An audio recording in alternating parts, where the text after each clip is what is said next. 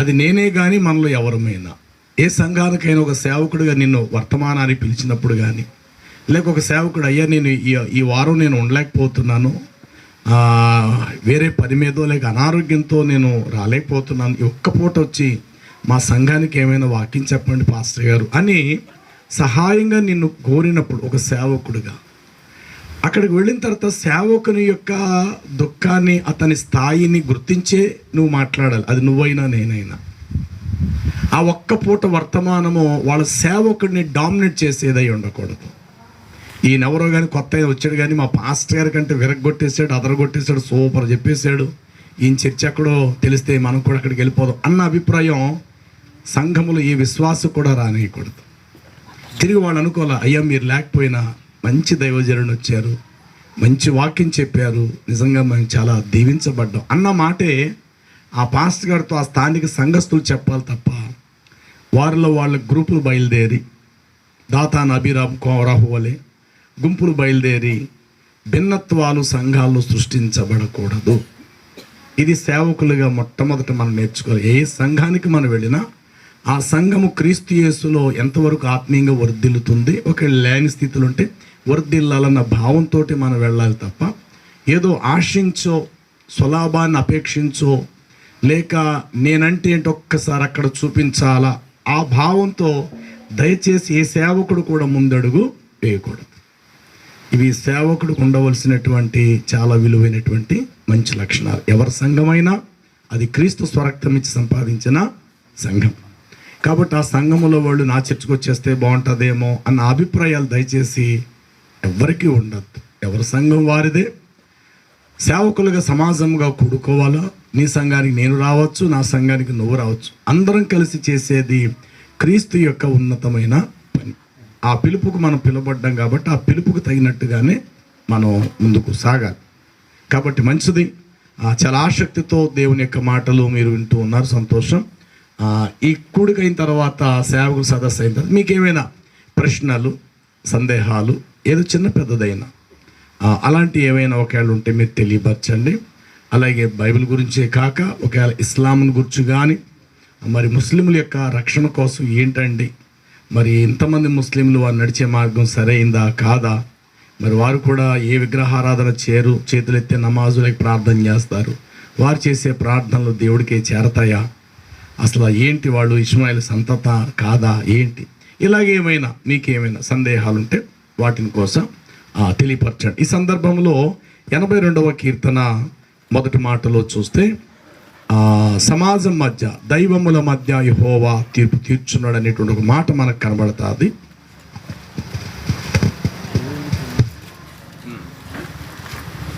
చదువుతారా? దేవుని యొక్క సమాజములో దేవుడు నిలిచి ఉన్నాడు. దేవుని సమాజములో సాక్షాత్తు దేవుడే నిలిచి ఉన్నాడు. దైవముల మధ్య ఆయన తీర్పు తీర్చుచున్నాడు. చాలు. దేవుని సమాజములో దేవుడు నిలిచి ఉన్నాడు. దైవముల మధ్య దేవుడు తీర్పు తీర్చుచున్నాడు. అలాగే 6వ వచనం చదివితే అక్కడ అంటాడు, మీరు దైవములే అయ్యున్నారనియు మీరు అందరూ కూడా సర్వోన్నతుడగు దేవుని కుమారులే అయ్యున్నారని కూడా నేను మీతో సెలవిచ్చి ఉన్నాను. అయినను ఇతర మనుషులు ఎలాగైతే మరణం వస్తే చనిపోతారో మీరును కూడా ఆ రీతిగానే చనిపోగలుగుతారు. అధికారుల్లో ఒకడు నేలను కోల్చబడినట్లు మీరు పరిస్థితులను బట్టి నేలను కోల్చబడతారు. చాలు. అంటే దేవుని వాక్యము ఎంత ముక్కుసూటి గలది, ఎంత యథార్థమైనది. నిజముగా దేవుని వాక్యాన్ని నమ్మి విశ్వసించిన వాడు జీవితంలో ఎన్నడూ తప్పుటడుగు వేయటం కానీ వెనక్కి దిగజారిపోయే పరిస్థితి కానీ ఎవ్వరికి రాదు. దేవుని వాక్యము అన్ని వేళల్లో మనల్ని పోషించగలుగుతుంది, అన్ని వేళల్లో సామర్థ్యతను పెంచుతుంది. అది దేవుని యొక్క వాక్యానికి మాత్రమే అది సాధ్యం. అయితే ఇక్కడ అంటాడు కదా, మీరు దైవములే అయ్యున్నారనియు అంటే మీరు సాక్షాత్తు చెప్పండి, దేవుడే దైవం, దేవుడే దైవం. దైవం స్థానంలో మరి ఎవరు దైవములు కారు, దేవుడు ఒక్కడే దైవం. కానీ అలాంటి దేవుడు ఏమంటున్నాడంటే, నేనే కాదురా అబ్బాయి, నేనే కాదురా తల్లి, మీరు కూడా ఎవరై ఉన్నారంటే మీరు కూడా అంటున్నాడు. మీరు కూడా దైవములే. ఎలాగూ దైవములము మాట అయితే చాలా బాగుంది, మీరు దైవములై ఉన్నారన్నాడు, అంతవరకు బాగుంది. అంటే ఎలా ఉంటే మనం దైవములు అవుతాం, ఏం చేస్తే మనం దైవములు అవుతాము. దేవుడు మనలను తన స్థాయిలోకి దేవుడు తీసుకురావాలి తప్ప మనకు మనముగా దేవుడు స్థానంలోకో దేవుడు స్థాయిలోకి మనం ఎదగకూడదు. నా మాట అర్థమైందా? దేవుడు మనం చేపట్టుకొని అంచులంచులుగా పెంచుచు తన అంతస్తులోకి తన స్థాయిలోకి మనం తీసుకెళ్ళటంలో న్యాయమే. దేవుడు కాకుండా మనముగా త్వరపడకూడదు.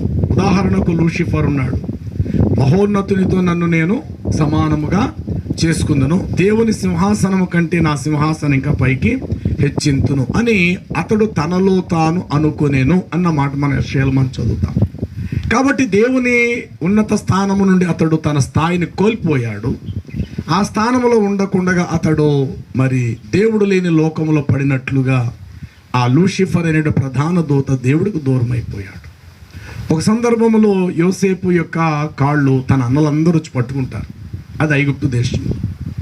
అప్పుడు ఒక చక్కటి మాట అంటాడు చూడండి, ఆదికాండం 50:19. ఆదికాండం అంటే చివరి అధ్యాయం, అది 19 చదువుతారా? అంతటా యోసేపు నేనేమైనా దేవుని స్థానంలో ఉన్నానా? చాలండి, ఒక మంచి మాట. అంటే కాళ్ళు పట్టుకున్నారు, ఎందుకంటే తప్పు చేశారు, అన్నలో అతను అమ్మేశారు, గోతులో పాడేశారు. ఆ తర్వాత తప్పు తెలుసుకున్నారు, కాళ్ళ మీద పడ్డారు. ఆ కాళ్ళ మీద పడటం చూసి యోసేపు ఏం చేశాడు తెలుసా?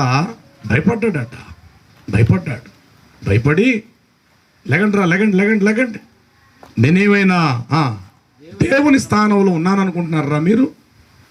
నా కాళ్ళ మీద పడ్డం ఏంటి? మీరు ఎంత నా అన్నయ్యలు అయితే ఎంత తప్పు చేస్తే మాత్రం ఎవరి కాళ్ళ మీద పడాలి? మీరు ఆయన కాళ్ళ మీద పడాలి, ప్రభు కాళ్ళ మీద పడండి. మీరు నా కాళ్ళ మీద పడటం కాదు.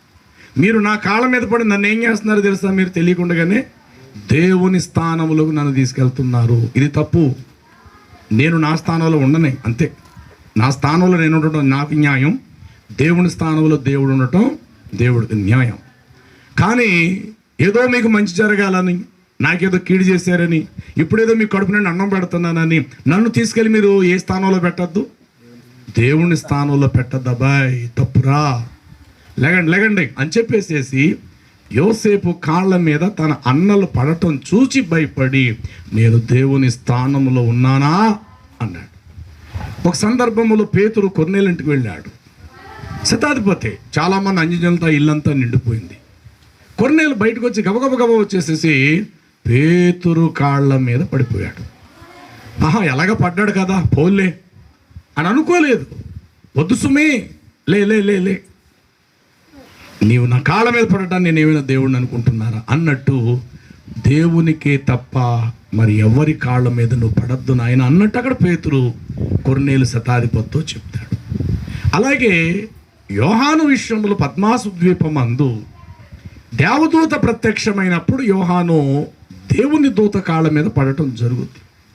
అప్పుడు దేవుని దూత అంటాడు, వద్దు సుమి, నేను నీ సహదాసుడలలో క్రీస్తు యేసు యొక్క దాసులలో నేను కూడా ఒకని వంటి వాడను, ఆయననే తప్ప మరి ఎవరికి నమస్కారము చేయరాదు.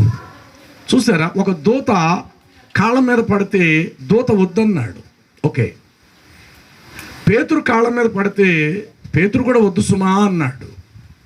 యోసేపు కాళ్ళ మీద పడితే నేనేమైనా దేవుని స్థానంలో ఉన్నానా నా కాళ్ళు అట్టుకోవడానికి మీరు అనే మాట చాలా చక్కటి విషయం చెప్పాడు. ఈనాడు చాలామంది సేవకులు ముఖ్యంగా తెలియకుండానే వారు దేవుని స్థానంలోకి వెళ్ళిపోతున్నారు. వ్యక్తిగతంగా పూజ ఎక్కువైపోయింది అన్నమాట. అయిపోయి ఇక దేవుని యొక్క స్థానంలో, దేవుని స్థానంలోకి వెళ్ళిపోవటం మొట్టమొదటి రెవరెండ్ అంటమే దేవుని స్థానం. ఒక మాటలో చెప్పాలంటే చెప్పండి, అంటే పూజింపబడినవాడు. రైట్ రెవరెండ్, నిజముగా పూజింపదగినవాడు. కానీ బైబిల్ మనకేం చెప్తుందంటే మీరు సహోదరులు. చెప్పండి, సహోదరులు. అంతే అంతే అంతే. వాడు ఎంత వాక్యం బోధించే సేవకుడైనా సేవకులు, అందులో మనందరం సహోదరులు. కానీ మనలో ఎవరం కూడా, అందుకే మొదట చెప్పాను, దేవుని స్థాయిలోకి మనం వెళ్ళొద్దు, తన మన స్థాయిలోకి ఎవరు తీసుకురావాలి? దేవుడు మనల్ని తీసుకురావాలి. దేవుడు మనల్ని తన అంతస్తులోకి మనల్ని తీసుకెళ్ళాలి తప్ప దేవుని అంతస్తులోకి మనంతట మనము చొరపడవద్దు.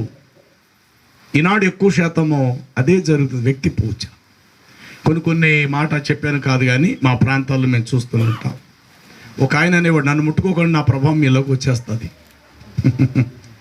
ఒక పెద్ద స్వస్థతశాల అనమాట, చాలా పెద్ద స్వస్థతశాల అది. ఆయన ఫుల్ గన్మెన్ లాగా చుట్టూరు ఎస్కార్ట్ అనమాట, సెక్యూరిటీ. ఆయన కారులో దిగుతూ 4-5 కార్లు ముందు దిగుతాయి. ఆయన వస్తున్నాడంటే చాలు ఇక విపరీతమైన జనసం. స్వస్థతశాల, విపరీతమైన నూనె ఇవే అమ్ముతుంటారు, నీళ్లు అమ్ముకుంటుంటారు. ఆయన వస్తున్నాడని చెప్పి మీద పడడానికి ప్రయత్నం చేసి ఇలా పట్టుకుని ఉంటే పక్కన ఉన్న వాళ్ళు తోసేస్తుంటారు. ఆయన ముట్టుకోకండి, ఆయనలో ఉన్న ప్రభావం బయటికి వెళ్ళిపోతుంది. ఎందుకు ఆయన చివరి టైంలో 2 కిడ్నీలు ఫెయిల్ అయ్యి డయాలసిస్ చేసుకుంటూ హాస్పిటల్లో చచ్చిపోయాడు. ఆయన చాలా పెద్ద స్వస్థతశాలే, అనేకులకు స్వస్థపరిచానని చెప్పేవారు. ఎందుకు ఈ మాట చెప్తున్నానంటే, సేవకులుగా మనకు ఆ అహంకారము పనికిరాదు. ఆ స్థాయిలోకి ఎప్పుడు కూడా మనము వెళ్ళిపోతాం. యేసు ప్రభులో ఉన్న అనేక గొప్పతనాలు, అందులో ఒకటి ఏంటంటే యేసు ప్రభు అందరికి అందుబాటులో ఉన్నాడు. అందరికీ ఆయన అందుబాటులో ఉన్నాడు. ప్రభు కుదరది రాత్రి రావడానికి, వెళ్ళిపోండి రేపు వస్తాడులే, రేపు మాట్లాడతారు మీతో ప్రభు అని చెప్పేసి ఆయన దగ్గరికి వచ్చినటువంటి వారిలో ఎవరిని కూడా ఆయన త్రోసిపుచ్చలేదు. అది ఉదయమైన అర్ధరాత్రి ఒక రాత్రి వేళ వచ్చేటట్టు ముసలివాడైన నికోదేము, అది నిద్రపోయే టైం. కానీ ఆ టైంలో కూడా ప్రభు అతనితో మాట్లాడడానికి ఇష్టపడ్డాడు. ఏమయ్యా రాత్రి వచ్చేవేటి, ఇక ఉదయం కాదా, రేపు పొద్దున్న మాట్లాడతారు ప్రభు, ఖాళీ లేదు అని చెప్పి శిష్యులు ఎవరు కూడా అతన్ని తృణీకరించలేదు. ప్రభు కూడా ఆయన బయటికి వెళ్ళిపోమని, రేపు రమ్మని చెప్పు, నేను సేవలో బాగా అలసిపోయాను, రానివద్దు, ఇప్పుడు రాత్రి వేళ చాలా టైం అయింది, వెళ్ళిపోమని చెప్పు అని ఇలాంటి ఒక్క మాట కూడా ఆ మహానుభావుడు మాట్లాడాడు. ఆయన అందరికీ అన్ని వేళల్లో అందుబాటులో ఉన్నాడు. ఈ లోకంలో ఒక వైద్యుడు ఒక రోగి విషయమై ఎంత అందుబాటులో ఉండాలో కానీ ఒక సేవకుడు అంతకంటే కూడా అందుబాటులో ఉండాలి. అది పగలైనా అది రాత్రి అయినా అంతే తప్ప సేవకుడు కనుమరుగైపోయి కుదరదు ఇప్పుడు రావడం కుదరదు, ఆయన దగ్గరికి వెళ్ళాలంటే చాలా అప్లికేషన్ కావాలా, ఆయన దగ్గరికి వెళ్ళి మీరు కూర్చొని మాట్లాడాలంటే ముందు ఇక్కడ ఒక 10,000 మీరు కట్టండి.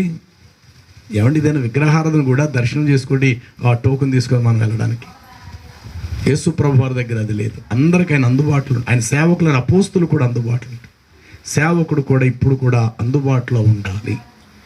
ఈ స్థానము ఈనాడు చాలామంది జీవితాల్లో మనం చూస్తున్నప్పుడు తెలియకుండానే వారి స్థాయి ఎక్కడికి వెళ్ళిపోతుందంటే దేవుని యొక్క స్థానంలోకి తెలియకుండా కొంతమంది వెళ్ళిపోతుంటున్నారు. ఇది చాలా బాధాకరమైన విషయం.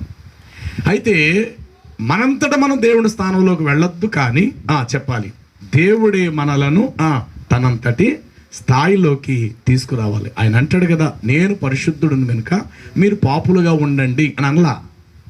నేను పరిశుద్ధుడును కాబట్టి మీ తండ్రిని, నా పిల్లలైన మీరు కూడా నాకులాగే అచ్చం ఎలా ఉండండి, పరిశుద్ధులు.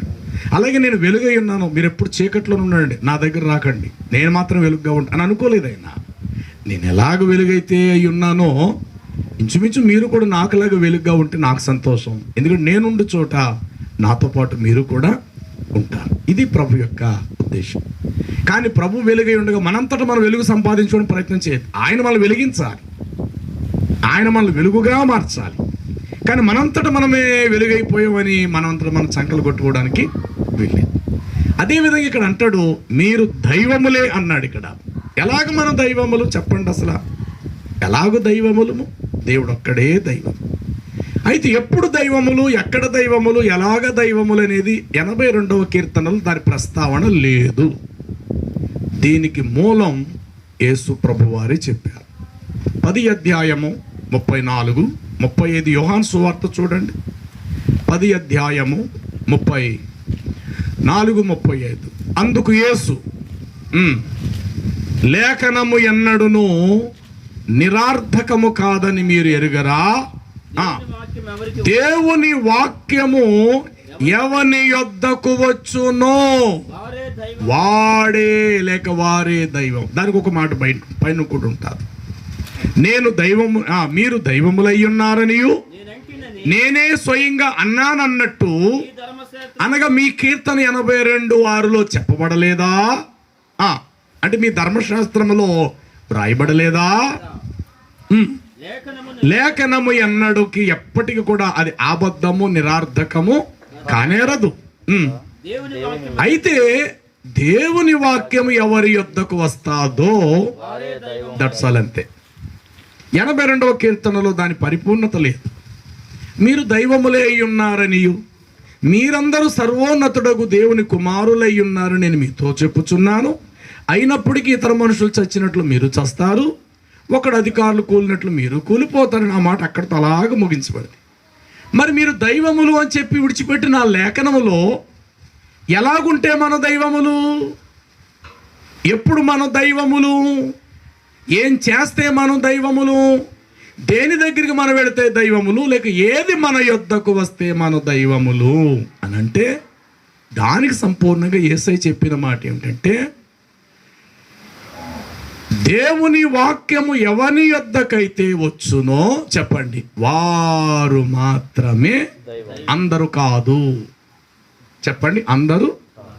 అరణ్యములో ఉన్న యోహాను యొద్దకు దేవుని వాక్యము వచ్చెను, అతడు ఎలుగెత్తిట్లు చెప్పారు, ప్రభు మార్గము సరళము చెడిదిగో నా వెనక వచ్చేవాడు నాకంటే గొప్పవాడు అని. అరణ్యములో ఉన్న యోహాను యొద్దకు దేవుని వాక్యము వచ్చెను, అతడు దైవము. ఇప్పుడు యోహాను ఎక్కడున్నాడు అని అంటే పరిశుద్ధులైన వారితో ఆయన ఉన్నాడని సాక్ష్యం ఇవ్వగలుగుతాం మనం. అంతటి పరిశుద్ధుడు కూడా యోహాను కూడా. మరి యోహాను యొద్దకు దేవుని వాక్యం వచ్చినప్పుడు ఒక యోహాను ఎలా ఉన్నాడట? అతడు మండుచు ప్రకాశించుచున్న దీపమై ఉండెను. కొంతకాలం మీరు ఆయన వెలుగులో ఉంటిరి, కానీ దానికన్నా నిజమైన వెలుగు వచ్చెను అంటాడు ప్రభు. ఓకే, కాబట్టి ఇప్పుడు దేవుని వాక్యం ఎవరి యొద్దకు వస్తే వారు దైవం. అయితే దేవుని వాక్యం మన దగ్గరకు వస్తే మనం ఏం చేస్తాం, మనం ఏం చెయ్యం? ఇది సంఘానికి అక్కర్లేదు, కానీ ముందు మన సేవకులు మనం సరి చేసుకుని చాలా బాగుంటుంది. దేవుని వాక్యం మన యొద్దకు వస్తే మనం ఏం చేస్తాం? అదే దేవుని వాక్యం మన దగ్గరికి రాకపోతే మనం ఏం చేస్తాం? 119వ సంకీర్తన 11వ వచనాన్ని చదువుదాం, త్వరగా చదువుదాం. ఒక చదవడానికి ప్రయత్నం చేయండి. అందరు మీరు బైబిల్ చూస్తున్నారు, రాసుకున్నారు. నీ ఎదుట నేను పాపము చేయకుండానట్లు నా హృదయములో అది విషయం నీ వాక్యము నేను ఉంచుకున్నాను. అంటే దేవుని వాక్యము ఎవరి యొద్దకు వచ్చునో వారెవరు? దైవములే. అంటే దేవుని వాక్యం మన యొద్దకు వస్తే ఏం చేసి పెడుతుంది ఈ వాక్యము అంటే పాపము చెయ్యనీయకుండా నిన్ను ఆపగలుగుతాది, పాపములో పడిపోకుండా నిన్ను నిలవబెడతాది. అలాగని చెప్పి నువ్వు పాపం చెయ్యవా అంటే పాపము చేసేంత పరిస్థితి వరకు వస్తుంది, కానీ చెయ్యవంతే. యోసేపు ఎంతవరకు వచ్చేసాడు అంటే పాపము చేసేసే చివరి గడియ వరకు కూడా వచ్చేసాడు. అలాంటి శోధన, అలాంటి పరిస్థితి దైవ సేవకులు, దైవ సేవకురాండ్రులు రాధా మనలాంటి వారికి మానవులు వస్తుంది. కానీ విషయం ఏంటో తెలుసా? దేవుని వాక్యము ఉన్నవాడు పాపము చెయ్యడు, పాపము చెయ్యవాడు దేవుని వాక్యం ఉండదు, అంతే తేడా. యేసు ప్రభు వారు వాక్యమై ఉన్నారు. చెప్పండి, ఆయన ఏమై ఉన్నారు? మరి ఆయన యందు ఏమి లేదట? ఆయన అంటాడు, నాలో పాపమున్నట్లు మీలో ఎవడు స్థాపింపచే. కాకపోతే జాగ్రత్త వినండి, ఈ శరీరము ఆదాములో నుండి మనకు వచ్చింది. ఈ శరీరం అంతా ఎవరిదట? ఆదాం. ప్రభు అంటాడు ఆత్మసిద్ధమే, శరీరమే బలహీనం. ఎందుకంటే మీరు ఎవరి నుంచి? బలహీన ఘటనలో నుంచి వచ్చారు, అంటే ఆదాములో నుండి మీరు వచ్చారు. అయినను ఆదాము యొక్క పోలికలో నుండి వచ్చినటువంటి మీరు నా స్వారూప్యములకు, నా పోలికలకు మీరు మారాలి. అప్పుడు మీరేం చేయబడరో తెలుసా? పాపం చేయరు. షడ్రక్ మేషక్ అబేద్నెగోలలో దేవుని వాక్యం ఉంది. విగ్రహారాధన చేయమని చెప్పాడు రాజు, చేసేసారా? శరీరం తీపి కొలది, శరీరం మరణం కొలది. మరి ఒక్క దండం పెడితే గొడవ వదిలిపోద్ది, పోలే పెట్టమంటున్నాడు కదా, ప్రాణం బతుకుద్ది. బయటికి వెళ్ళిన తర్వాత ఉపవాసం ఉండి ప్రభు దగ్గర క్షమాపణ కోరేసుకుందాలే. నీతిమంతుడు 7 మార్లు పడినా తిరిగి లేచిపోతాడు కదా. ఎప్పుడు మనం విగ్రహానికి నమస్కరించాలి, కాకపోతే ఎదురుకుంటే అగ్నిగుండం ఉంది కదా, ఏదో పైకి ఒత్తిగా 2 చేతులు ఇలా అట్టిద్దాం, అందరితో పాటు బయటపోదాం. బయటికి వెళ్ళి ప్రభు దగ్గర, ప్రభు తప్పు అయిపోయింది నన్ను క్షమి అని అంటే దేవుడు క్షమించేస్తాడు అని అనుకోలేదు ప్రియులారా. అలాంటి బలహీనంగా దిగజారటానికి వారు ఇష్టపడలేదు. బహుశా నా జీవితానికి ఇది ఆఖరి దినం అనుకుందాం. ఒకవేళ అగ్నిగుండం కాకపోవచ్చు గాక మరొకటి వచ్చి ఈరోజు మాకు మరణమే సంభవించవచ్చేమో మా ముగ్గురికి. కాబట్టి ఆ అగ్నిగుండానికి మేము భయపడుతున్నాం కాబట్టి ఈ అగ్నిగుండానికి మేము భయపడాం. ఏ అగ్నిగుండానికి? ఆ అగ్నిగుండానికి మొట్టమొదటి వెళ్ళిపోయేది ఎవరట? విగ్రహారాధికులను, వ్యభిచారులు, దొంగలు, త్రాగుబోతులు. వీరు నిత్య అగ్ని గుండములోకి పోదు. ఇప్పుడు వీళ్ళ ఎదురుగుంట కూడా ఏమున్నది? అగ్నిగుండమే. కానీ ఈ అగ్నిగుండం ఏం కాలుస్తుంది? శరీరాన్ని మాత్రమే కాలుస్తుంది, అంతే. మరి ఆయన సృష్టించిన ఆ అగ్నిగుండం నీ ఆత్మను, శరీరాన్ని కూడా ఏం చేయగలుగుతుందట? కాల్చగలిగేది. ఆ అగ్నిగుండానికి భయపడ్డారు కాబట్టి భౌతిక అగ్నికి వాళ్ళు భయపడలేదు. కాబట్టి వారు చేతులెత్తి విగ్రహానికి ఏం చేయలేదట? నమస్కారం చేయలేదు. మరి ఇప్పుడు వారు దానికి నమస్కరించకుండా అగ్నిగుండానికి కూడా భయపడకుండా వారు ఉన్నారంటే దానికి కారణం ఏంటో తెలుసా? వారిలో దేవుని వాక్యము ఉంది. 112వ కీర్తన గ్రంథాన్ని మనం చదివితే 7వ వచనములో ఇలా రాయబడింది, వాని హృదయములో వాని హృదయములో యెహోవాను ఆశ్రయించి స్థిరముగా ఉండును కాబట్టి వాడు దుర్వార్తకు అంతే. ఇప్పుడు నెబుకద్నెజర్ చెప్పిన వార్త సువార్త కాదు, దుర్వార్త. ఏంటా దుర్వార్త? ఒరే అబ్బాయి, నేను కలిగి చేసిన ప్రతిమకు నమస్కరించకపోతే మీరు అందరూ ఏమవుతారు? అది దుర్వార్త. అది అంటే ప్రాణం పోయేది. ప్రాణం కాపాడుకునే వార్త కాదు. యేసు ప్రభువుది రక్షించే సువార్త, ప్రజలందరికీ కలగబో మహా సంతోషకరమైన శుభవార్త. అది క్రీస్తు సంబంధించి. కానీ ఇక్కడ నెబుకద్నెజర్ చెప్పింది సువార్త కాదు. ఏంటది? మరణ వార్త లేక దుర్వార్త. ఇప్పుడు వీరు దుర్వార్తకు ఏమైనా భయపడ్డారా? వాని హృదయము యెహోవాను ఆశ్రయించి స్థిరముగా ఉండును, అందుచేత వాడు దుర్వార్తకు ఏమాత్రమో జడియడు. అంతే. జీవితంలో మనం భయపెట్టేవి చాలా సేవకులుగా మన జీవితాల్లో కూడా ఎదురవుతాయి. కుటుంబ విషయంలో కానీ సంఘ పరంగా కానీ దయచేసి ఒక సేవకుడిగా దేనికి కలవరపడవద్దు. కలవరపడితే నువ్వు సేవకుడు ఏంటి? ఒకప్పుడు నిన్ను ప్రేమించిన వాళ్ళు కొంతకాలానికి శత్రువులుగా మారిపోతారు. నీ దగ్గర తిన్న వాళ్ళే బయటికి నీ కోసం చెడ్డగా చెప్తారు. ఎక్కడ దాకా ఎందుకు? యేసు ప్రభుతో తిరిగిన వాళ్ళే యేసు ప్రభు నమ్మేసాడు ఒకడు కదా. ప్రతి 10 మందిలో ఒక పురుషుడైనటువంటి వాడు యోధా ఇస్కరియోతు లాంటి ఉంటాడు. సంఘంలో కూడా ప్రతి 10 మంది పురుషులలో ఒక ఇస్కరియోతు యోధా లాంటి వాడు, ఒక పురుషుడు ఉంటాడు ప్రతి సంఘంలో కూడా. 100 మంది ఉన్నారనుకోండి సంఘం పురుషులు, ఖచ్చితంగా 10 మంది యోధాలు ఉంటారు. అందులో 10 మందే పురుషులు ఉన్నారనుకుందాం, మాట వరుసకి ఒక యోధా ఉంటాడు. ఒకవేళ 200 మంది సంఘంలో మా పురుషులండి, మాకండి 200 మంది పురుషులు వస్తారంటే ఖచ్చితంగా అందులో 20 బ్యాచ్ ఉంటారు. 180 మంది ఒక ఎత్తు అయితే చెప్పాలి 20 మంది బ్యాచ్ వేరుగా ఉంటుంది అన్నమాట. సరే, దీని సంగతి కాస్త పక్కన పెడతాం. మగోళ్ళు మంచోళ్ళే. ప్రతి 10 మంది కన్యకలలో బుద్ధి లేని 5 కన్యకలు ఖచ్చితంగా ఉంటారు. అంటే ఇది పెద్ద రోల్ అనమాట. ఇది ఇంకా పురుషులు బ్యాటరీలతో, ఎందుకంటే ఒక యోధాయ్య, కానీ ఇక్కడ ఇంకా ఎక్స్ట్రా 4 వచ్చారు కదా. ప్రతి 10 మంది కన్యకలలో బుద్ధి లేని వారు ఎంతమంది అట? సగం. ఇక్కడ 11 మంది 12 మంది ఒకడే, ఏం పర్లా. కానీ ఇక్కడ డైరెక్ట్ 10 మందికి 5 అటు వెళ్ళిపోయారు, 5 ఇటు వచ్చేసారు. ఇలాంటి వాళ్ళు కూడా ఎక్కడ బయలుదేరతారట? సంఘాల్లోనే బయలుదేరతారు.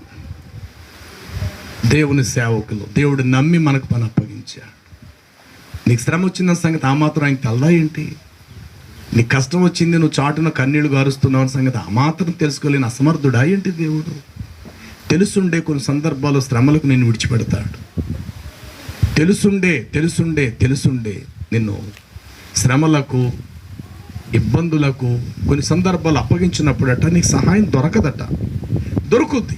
ఎంత దొరుకుద్దంటే అంతంత మాత్రమే, స్వల్ప సహాయం అట.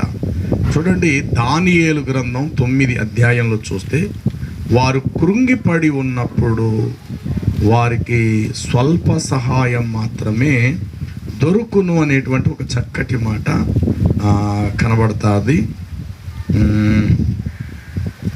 ఎస్,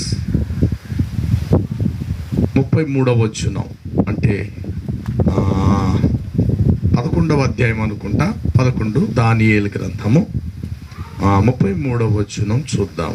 జనములో బుద్ధిమంతులు అనేకులకు బోధించుదురు గాని వారు బహుదినములు ఖడ్గము వలనను అగ్ని వలనను కృంగి చెరపట్టబడిన బడి దోచబడుదురు.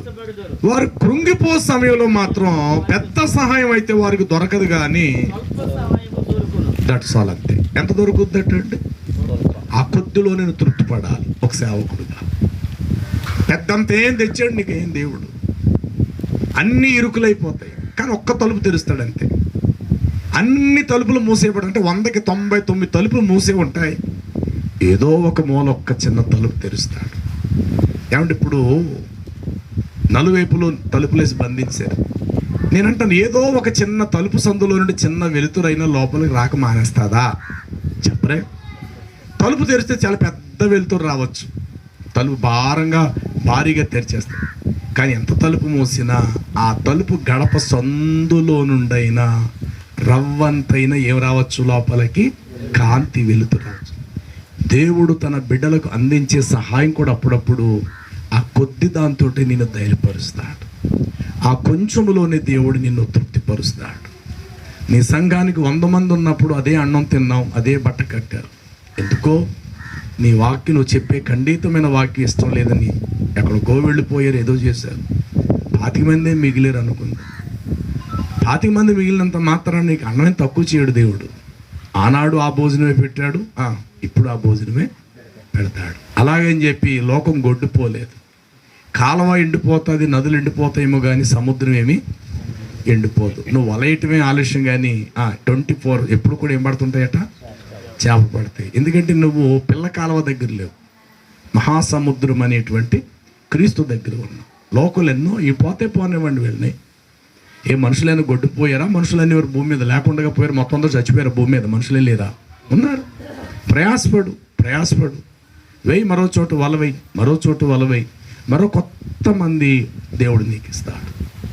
అంత పోయినటువంటి ఈ మనుషులు బట్టే దయచేసి నువ్వు కృంగిపోకు. యోహాను సువార్త 6వ అధ్యాయం 66 వచనాన్ని మనం చదివితే అక్కడ ఇలా వ్రాయబడి ఉంటుంది. అప్పటి నుండి ఆయన శిష్యులలో అనేకులు ఆయనను విడిచి వెనుకకు తిరిగి మరి ఎన్నడూ ఆయనను వెంబడింపలేదు. ఉన్నదన్నమాట మీ బైబిల్లో. యోహాను 6:66. ఇంతకు యేసు ప్రభు ఎంతమంది శిష్యులు అనుకుంటున్నారు మీరు? 82 మంది శిష్యులు. చెప్పండి, ఎంతమంది ఆయన శిష్యులు? 82 మంది. అందరికి తెలిసిందల్లా కేవలం 12 మంది అంటారు. నో. లూకాసు సువార్త 9 మొదటి మాట చదివండి త్వరగా. లూకాసు సువార్త 9 మొదటి మాట. ఆయన తన 12 మంది శిష్యులను పిలిచి, చాలంతే. 10వ అధ్యాయము మొదటి మాట కూడా చూడండి. ఇప్పుడు అటు తరువాత ఇతరులను తాను వెళ్ళొచ్చు ప్రతి చోటికి తనకంటే ముందుగా ఇద్దరిద్దరిగా పంపించి కోత విస్తారం కోసే పనివారు కొదువ. ఎంతమంది ఇక్కడ వచ్చారు? 70. దానికి ముందు అధ్యాయంలో ఎంతమంది వచ్చారు? మొత్తం కలిపి ఎంతమంది? 82 మంది. యేసుక్రీస్తు ప్రభువారికి చరిత్రలో 82 మంది శిష్యులు కూడా వస్తారు అనేటువంటి ఒక మాట. 12 మంది ఉంటారు, 70 మంది కూడా ఆయన దగ్గరికి వస్తారు అనేటువంటి ఒక విషయం, అంటే ఒక ప్రవచనం మీకు చూపించాలి. మీరు అనుకోవచ్చు ఏంటంటే ఇలాంటి విషయాలు కూడా బైబిల్ ఎంత చక్కగా దేవుడు అమర్చాడా లేక సిద్ధపరిచాడా అనేటువంటి విషయం మీకు తెలుస్తుంది. 15వ అధ్యాయం నిర్గమాకాండం, 15వ అధ్యాయం నిర్గమాకాండం ఆఖరి వచ్చున్నాము. అటు తరువాత వారు ఏలీము అనే ప్రాంతమునకు వచ్చారు. అక్కడ 12 నీటి బొగ్గలు 70 ఈత చెట్లు ఉండెను. అక్కడ వారు అనగా చెట్ల యొద్ద దిగలేదు కానీ నీళ్ల యొద్దని వారు దిగిరి. దయచేసి బైబిల్ తెరిచి చూడండి చక్కగా, ఆ మాట మీకు బాగా కనబడుతుంది. నా వైపు చూడాలి బ్రదర్స్, సేవకులు. మీరు రాసుకోవడమే ముఖ్యం కాదు, మనసులో పెట్టేసుకోండి చాలు అంతే. వాక్యం చెప్పిన కిందకు ఎప్పుడు తల ఉంచకూడదు. నాకైతే అది ఇష్టం ఉండదు. సేవకుడు ముఖం అలాగే చూడాలి మీరు. మన ఇరువురి మధ్య ఏకాత్మ పనిచేయాలి. కిందకి అస్సలు ఉంచదు. మనసులో పెట్టుకోండి. కాళ్ళ ఆకలి మీకు రిఫరెన్స్ ఇస్తాను. ఇశ్రాయేలు ఐగుప్తులో నుండి బయలుదేరి ఒక చోటుకు వచ్చారు. ఆ ప్రదేశం పేరు ఏలీమో. చాలా ఆకలితో ఉన్నారు, చాలా దాహంతో ఉన్నారు. వచ్చి వాళ్ళు చూసరికి ఎదురుకుంటే 70 ఈత చెట్లు కనబడుతున్నాయట. అబ్బా, మంచి గుత్తులు ఉన్నాయి. ఈ పక్కకి ఇలా చూసారట, 12 నీటి బొగ్గలు ఉన్నాయి. 12 నీటి బొగ్గలు, 70 ఈత చెట్లు. ఒక ఈత చెట్టు ఎన్ని కేజీలు కాయలు ఇస్తుందా, ఫలాలు ఇస్తుంది అనుకుంటున్నారు మీరు? మీ వంతు మాట వరుసకి తెలుసా? 10 కిలోల నేను అంటాను 100 అనుకుందాం. పోలే 100 అనేద్దాం డైరెక్ట్గా. 70 ఈత చెట్లు అంటే ఎంత? 7,000. ఓకే, 7,000 కేజీలు. ఓకేనా? ఐగుప్తు నుండి వచ్చిన ఇశ్రాయేలు ప్రజలు ఎంతమంది వచ్చారు? 6 లక్షల పాదచరులు. 6 లక్షల. ఎవరు అనుకుంటున్నారు వాళ్ళు? 6 లక్షలు అంటే మొత్తం ఇశ్రాయేలు అనుకుంటున్నారా? కాదు సుమా. యుద్ధ నైపుణ్యత గలవారు, శూరులైన వారు, బలవంతులైన వారు 6 లక్షల పాదచరులు. అందులో స్త్రీలు మినహాయించగా, వృద్ధులను తీసేగా, యవన ఆడా స్త్రీలను అందరిని తీసేస్తే బలాఢ్యులైన వారే 7 లక్షలు. ఒక యోధా చరిత్రగాడు చెప్తాడు, 27 నుండి 29 లక్షల మంది వచ్చారట బయటికి. సరే, మన భాషలో అనుకున్న పోనీ 30 లక్షలని వేద్దాం, ఎందుకంటే దీనికి సంఖ్య పెంచాం కదా. దానికి కూడా 30 లక్షలు. ఎన్ని వేల కేజీలు మీరు అన్నారు బ్రదర్ కదా? మనిషికి 100 గ్రాములు చొప్పున పంచితే 70 ఈత చెట్ల యొక్క పండ్లు ఎంతమందికి వస్తాయి? సంఖ్య చెప్పచ్చు కదా నాకు అమ్మా? ఎన్ని కదా? అది ఉదయం బ్రేక్ఫాస్ట్గా అయిపోయింది అనుకుందాం. మరి మధ్యాహ్నానికి ఏది? సాయంత్రానికి ఏది? అంటే ఒక్కసారి ఈత చెట్టు కాసిందంటే అదే ఈత పండ్లు మళ్ళీ రావండి. ఎంతకాలం పడుతుంది? 1 ఇయర్, సంవత్సరం పడతాయి. వీళ్ళందరూ ఒక్క పూట మనిషిని 100 గ్రాములు తినేశారు అనుకుందాం, అయిపోయింది అంతే. సాయంకాలం చూస్తే చెట్టుకి ఇంకేమీ లేవు, మరుసటి రోజు చూసినా చెట్టుకి ఏమీ లేవు. అంటే ఎంతవరకు ఆకలి తీర్చిన ఈ 70 ఈత చెట్లు అంటే ఆ ఒక్క క్షణము ఉదయ పూట 100 గ్రాములు చెప్పున ఇంతమంది సరిపోయింది. మరి మిగతా వాళ్ళ సంగతి ఏంటి? వారికి లేదు తిండి అక్కడ. సరే, సాయంకాలం చూస్తే సాయంకాలం చెట్టుకి ఏం లేవు, పండ్లు. మరి అవే పండ్లు తినాలంటే వారు అక్కడ ఎంతకాలం ఉండాలి ఇప్పుడు? ఉంటేనే కానీ మళ్ళా చెట్లు పూత పట్టాలా, ఈ ఫలాలు అవ్వాలా, అప్పుడు తినాలా. ఈ పక్కకు చూసారట, ఏమున్నాయి అనుకున్నారట, ఒరే 70 ఈత చెట్ల సంగతి పక్కనట్టండ్రా. నడుచుకుంటూ ఇప్పుడు ఎవడెక్కి దానికి ఎక్కి ముళ్ళుగా ఉంటే దాన్ని తెంపుకొని ఎవడు తింటాడు? వాటికంటే కాస్త నీళ్ళే బెటరు అని చెప్పి ఎక్కడ దిగిరి వారు? నీటి బొగ్గల యొద్ద దిగిరి. అంటే 70 ఈత చెట్లను వారు పక్కన పెట్టారు, వాటి సమీపానికి వెళ్ళలేదు. నీటి బొగ్గల యొక్క 12 సంఖ్య దగ్గరికి వచ్చారు. చరిత్రలో ప్రభుకి 12 మంది మిగులుతారు, 70 మంది వెనక్కి పోతారు అన్న సంగతి ముందుగానే తెలుసు. నీరు చేసే పనులు చాలా ఉంటాయి. వస్త్రాలు ఉతుకుతాయి, మంటలు చల్లారుస్తాయి, దాహం తీరుస్తాయి, పొలానికి పెడితే పొలం పంటిస్తుంది, చెట్లకి వేస్తే చెట్లు ఫలాలు ఇస్తాయి.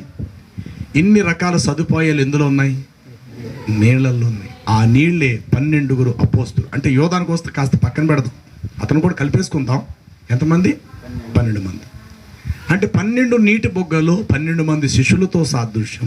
70 ఈత చెట్లు, ఆ తర్వాత వచ్చిన ఇతర మనుషులైన 70 మంది. ఈ 70 మంది ఏమయ్యారో లూకాసు వార్త 10 అధ్యాయము 17 వచ్చింది చూడండి. లూకాసు వార్త 10 అధ్యాయము 17. అప్పటి నుండి ఆ 70 మంది శిష్యులు సంతోషముతో యేసు యొద్దకు తిరిగి వచ్చి, ఓ బోధకుడా, దయ్యములు కూడా నీ నామమున మాకు లోబడుచున్నవని ఆయనతో చెప్పగా, అందుకు ఆయన వారిని చూచి, సాతాను మెరుపు వలె ఆకాశం నుండి పడుట నేను చూచి ఉంటిని. ఇదిగో పాములు త్రేళ్లను త్రొక్కుటకు శత్రు బలవంతుడి మీద నేను మీకు అధికారమును ఇచ్చాను. ఏది ఎంత మాత్రం మీకు హాని చేయదు. అయినను మీ పేర్లు ఆకాశమందు పరలోకమందు వ్రాయబడి ఉన్నవని మాత్రమే సంతోషించుడని వారితో చెప్పు. ఏమర్థమైంది మీకు ఈ విషయంలో? శిష్యులు సంతోషంగా వచ్చారు 70 మంది. అసలు 70 మంది వీళ్ళు రమ్మని చెప్పింది ఎవడో? ఎందుకు రావాలి వీళ్ళు? దేనికి వచ్చారు? 10వ అధ్యాయం మీరు చదివితే వెళ్ళమని చెప్పాడు అంతే, తిరిగి రమ్మని చెప్పాల. కానీ వీళ్ళంతా కూడా బయట అద్భుతాలు జరుగుతుంటే వాటి సంకలు కొట్టుకొని మాకు పెద్ద పథకం వేస్తాడు, మాకు పెద్ద బంగారు పథకం మెడలో వేస్తాడని చెప్పుకొని ఎవడ మట్టుకు వాడు 35 జంటలు, అంటే 70 మంది 2 భాగాలు చేస్తే ఎంతమంది అయ్యారు? 35 జంటలుగా పంపించి ఇద్దరు అన్నాడు ప్రభు. అంటే 35 జంటలు ప్రభువు దగ్గరకు వచ్చి ప్రభు దగ్గర కాళ్ళు రగరేశారు. ప్రభా నేను మాట్లాడుతుంటే గుడ్డోడు కళ్ళు వచ్చినాయి అన్నాడు ఒకడు. ప్రభా నేను ఇలా చూడడంతో చచ్చిపోయి లేచిపోయాడు ప్రభా అంటున్నాడు ఇంకొకడు. ప్రభా వాళ్ళ సంగతి కదా, మా సంగతి విను, మేము నడిచి వెళ్తుంటే మా నీడపడి రోగులు బాగుపడ్డారు ప్రభా అని కూడా చెప్తున్నారు. ఎవడ మట్టుగా డప్పు కొట్టేసుకుంటున్నారు. ఆ మాటలు ప్రభువు దగ్గర చెప్తూ వాళ్ళు అన్న మాట్లాడేంటే, ప్రభువా నీ నామమున దయ్యములు మాకు లోబడుచున్నాయి, స్వస్థతలు కూడా చేస్తున్నావు, వచ్చేస్తున్నావు, ఇచ్చేస్తున్నావు అన్నీ చెప్పారు. ఆ మాట చెప్పినప్పుడు ప్రభు కాస్త సంతోషించి అవునా అలాగా ఓహో అని అన్నాడా?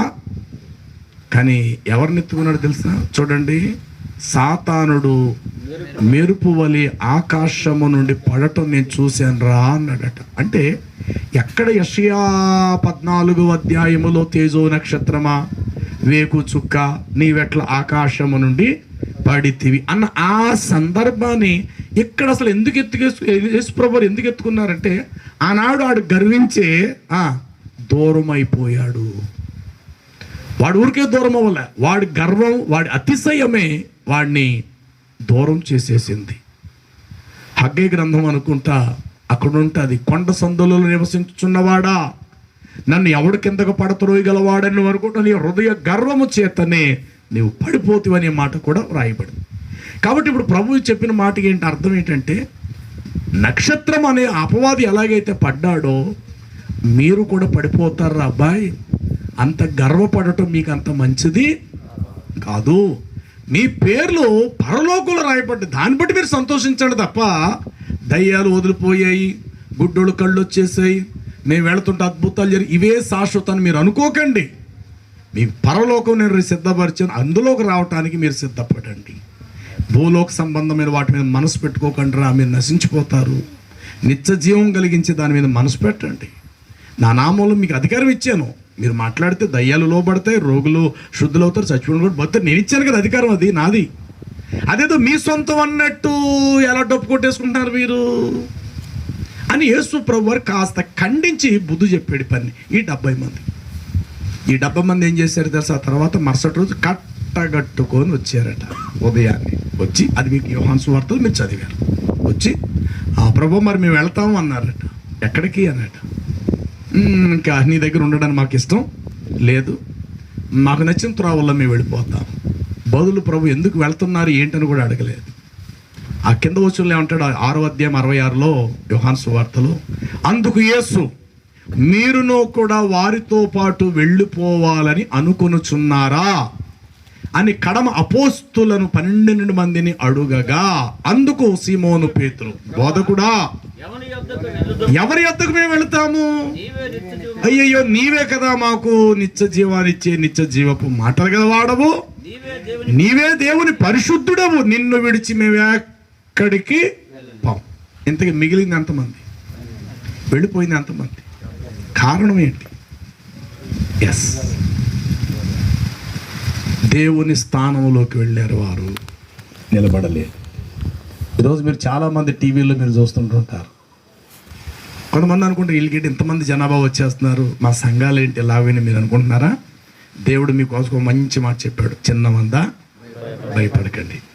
ఇప్పుడు 2 పిల్లలుంటే కుటుంబం బాగుంటుంది అంటారా? ఒక 20 మంది సంతానం ఉంటే బాగుంటుంది? మీరు చెప్పండి ఒకసారి. చాలు, 2 ముద్దు చెప్పండి, 20 వద్దు.